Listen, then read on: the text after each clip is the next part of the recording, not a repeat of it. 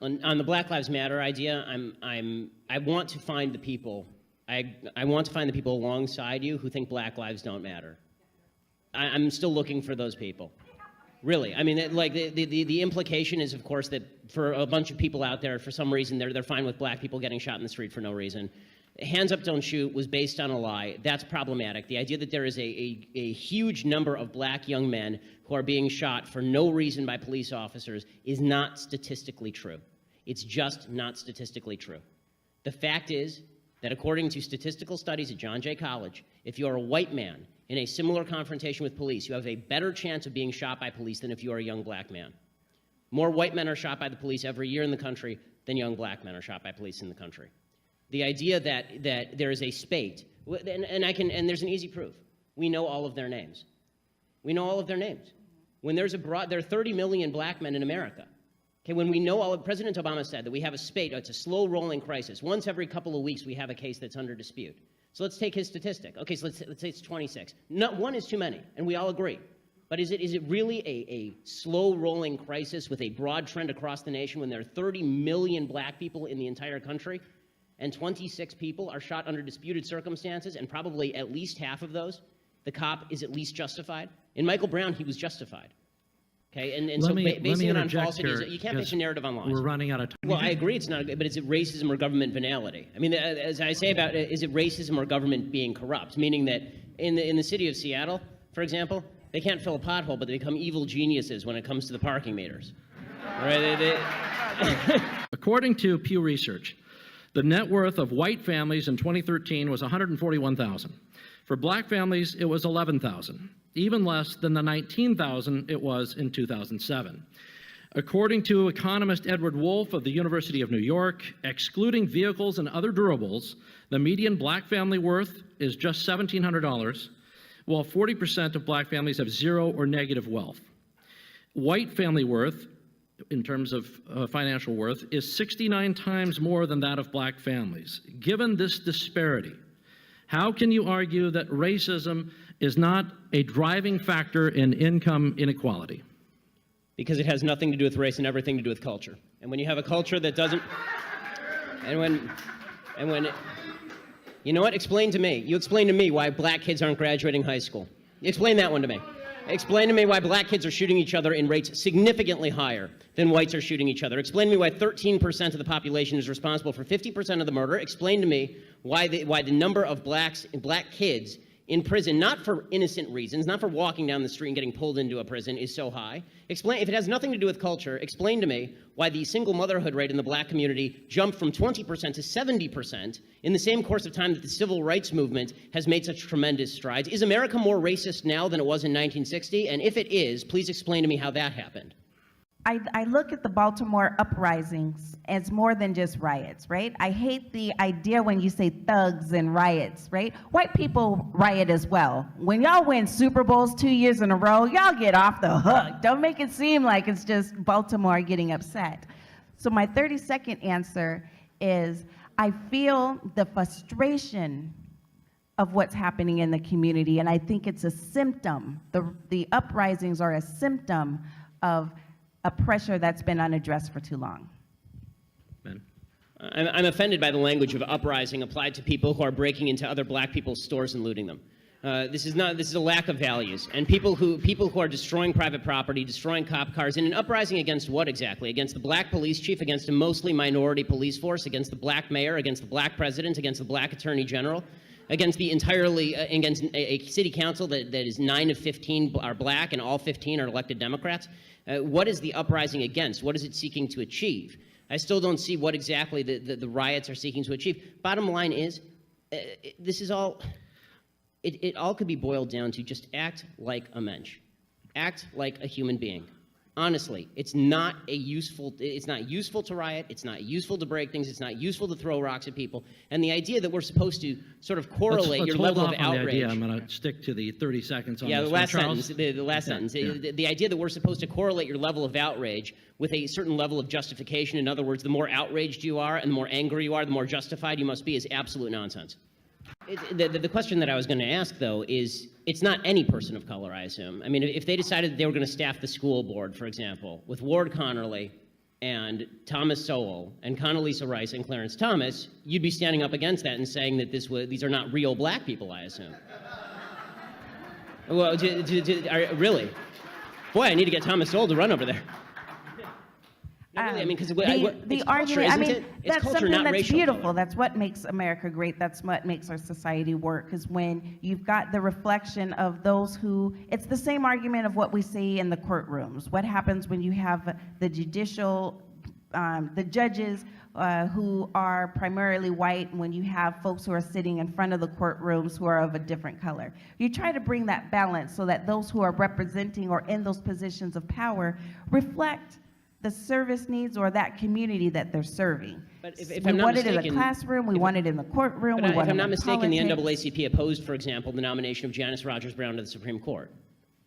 So, in other words, Janice Rogers Brown is a judge on the D.C. Circuit who's black. The point that I'm making is that it's odd to consider that all black people have the same experience. It's not accurate, meaning that if you're talking about mirroring the experiences of kids in the classroom so that you can identify what's special about these kids, presumably the criteria should not be the color of their skin, but the character of their experience. During World War II, somebody wanted to sell arms to the Germans. That was cool, right? That's a national security threat and was illegal for a reason. That's not freedom of Oh, association. so but now we have qualifications. Okay. No. No, it's called an externality to a relationship. There are no externalities to a relationship where you come into my business and I say I'm not serving you. It's you and me, and a consensual transaction has not taken place. If I sell you a nuclear weapon, there are probably going to be ramifications to me selling you a nuclear weapon. Our comfort zone, especially when it comes to discrimination, not just on race, but also on gender, also on sexuality. I think those affirmative, deliberate steps and protections by the government is a good thing. Well, it's competition. That's why competition is there. I mean, really, this is why competition is there. Competition is designed to do this. I mean, if I could hire nobody but women at 77 cents on the dollar to do the exact same work as men, and everybody else were stupid enough not to hire any of the women, I'd be the richest man in America. You feel that stomach thing too, see? Go ahead. I mean, I love these potential worlds. I mean, it's true. I mean, I really would love to see that world go into place, but it doesn't happen. It does, though. And according to Time Magazine 2010, in the 50 biggest cities in America, women with the exact same educational levels, time in the workforce, number of children, they earn 104% of what men do, according to Time Magazine. You're comparing apples to oranges. Yeah. So I'm just saying that, and again, it's just I'm sorry. It's just like, I mean, for the longest time, it was a really big issue here in Europe, and here in USA and in Europe about child labor laws. Now, basically, I could also make a ton of money if I got a bunch of kids that do, a bunch of operations, and use them up between basically the ages of like 14 and 18, and I could make a ton of money. I mean, and why shouldn't I be allowed to do that? Because they're not capable of full consent. That's the difference between a minor and a major. Oh, so another qualification. Okay, all right, okay. No, Charles, I can't enter into any contractual relationship of any kind with a 5-year-old. I can't sell nuclear bombs to Hitler. I can't exploit children. Okay. I'm sorry to limit you like this, Charles. What are you giving me? I'm ruining your life here. You can't sell nukes to people. You can't exploit 5-year-olds. I mean, boy, I'm really rough around here. My point is that regulations and qualifications are necessary. Right, I'm not an anarchist. Yeah. I'm a libertarian. There's a difference. Let me move on, and if you want to come back to that, that's fine at some other point. But you had mentioned, Dr. Seacrest, that you had mentioned that we have to go back to history. So this is what I want to challenge Ben on history. On your show, Ben, you said that you believe the 1964 Civil Rights Act was flawed. How is that different from telling black Americans that they should have to continue enduring the endless indignities of racial discrimination and segregation that a war and constitutional amendment could not change? Okay, so when I talked about the Civil Rights Act of 64, what I said was flawed about the Civil Rights Act of 64 was not 8 of the 10 titles that talk about what the government can and cannot do. What I said was flawed is the government forcing private business owners into doing things. Because Jim Crow was the government forcing private owners into doing things. Jim Crow was not an informal regime of private business owners doing things. It was actual laws on the books forcing businesses to discriminate against people. I mean, you can look up the Jim Crow laws. They were statutory. They were present in the South. The point that I was making is that it's a very dangerous precedent once you start saying that the government gets to dictate how you run your business, especially given the fact that capitalism does take care of this problem in the sense that the only color that matters under capitalism is basically green. And because the only color that matters is green, if you discriminate against someone in your business, this is why Jim Crow laws were actually imposed in the first place. If you look at the history, the reason that Jim Crow laws were enforced in the first place in the South, and they didn't take place in other parts of the country, the reason Jim Crow laws were necessary is because they tried to set up an informal regime of discrimination against blacks, and that didn't work because business owners were cheating because they wanted to get black people's money. And so what happened is that the government came in and they said, okay, no longer can you do this. And the Civil Rights Act, instead of saying, okay, get rid of the Jim Crow laws, which of course is totally appropriate, and those were unconstitutional to begin with under the 14th Amendment, instead of just doing that, the government went to the extreme of, now we are going to dictate what you do with your business. Now, I may very well agree that people, and I do agree, in fact, that people who discriminate against black folks in their business are evil and wrong and nasty and deserve to be boycotted and put out of business. I agree with all of that. I just don't agree with the fundamental principle that the government gets to tell you what you can and cannot do with your business for the same reason that I think there's freedom of association. I think black historical colleges should be allowed to be black historical colleges if they want to be, and they shouldn't be forced to admit white people if they don't want to.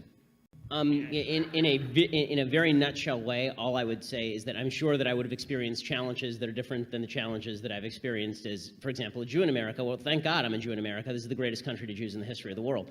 As far as, you know, what it would be like to be a black person, I grew up with two incredible parents. I grew up in a stable household, in a safe area, and, you know, I think that I understand why people would be warier of police officers, given the fact that many police officers are going to react to disproportionate crime statistics with stereotypes. I understand that. But as far as the idea that, you know, I think the reason that David is asking the question, I don't want to question the questioner and go Newt Gingrich style, but I think that the reason that David's asking the question is because there is this idea out there that every person who is born white is born privileged. And I don't think that that is accurate, just as I don't think that every person who is born black is born into a horrible situation. I think that we're all born individuals, and if we can start seeing each other that way, we'll all be a lot better off.